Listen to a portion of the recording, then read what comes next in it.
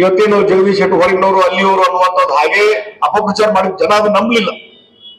ಜಗದೀಶ್ ಶೆಟ್ಟರ್ ನಮ್ಮವರು ಅಂತ ಹೇಳಿ ಇವತ್ತು ಗೆದ್ದು ತೋರಿಸೋದ ಕೆಲಸ ಇವತ್ತು ಮಾಡಿದ್ದಾರೆ.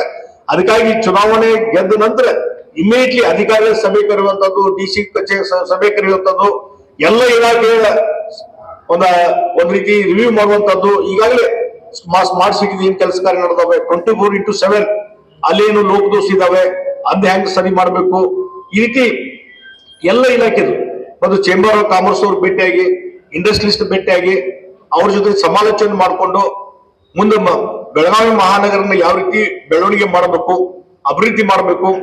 ಮತ್ತು ಸುರೇಶ್ ಅಂಗಡಿ ಅವರು ಏನು ಹಿಂದೆ ರೈಲ್ವೆ ಮಿನಿಸ್ಟರ್ ಇದ್ದಾಗ ಹಲವಾರು ಯೋಜನೆ ತಗೊಂಡ್ಬಂದಿದ್ದಾರೆ, ಮತ್ತು ಮಂಗಳ ಅಂಗಡಿಯವರು ಏನೋ ಸಂಶೋಧಕರಾಗಿ ಏನೋ ಯೋಜನೆ ತಗೊಂಡ್ಬಂದಿದ್ದಾರೆ, ಅವೆಲ್ಲವನ್ನು ಪೂರ್ಣಗೊಳಿಸುವಂತ ಕೆಲಸ. ಏರ್ಪೋರ್ಟ್ಗೆ ಭೇಟಿ ಕೊಟ್ಟೆ, ಅಲ್ಲಿ ಕೆಲವೊಂದು ಅರ್ಧಂಬರ್ಧ ಕೆಲಸ ಆಗಿದ್ದಾವೆ. ರೈಲ್ವೆ ಅಧಿಕಾರಿ ಜೊತೆ ಭೇಟಿಯಾಗಿ ಮಾತಾಡಿದ್ದೇನೆ ಮೊನ್ನೆ.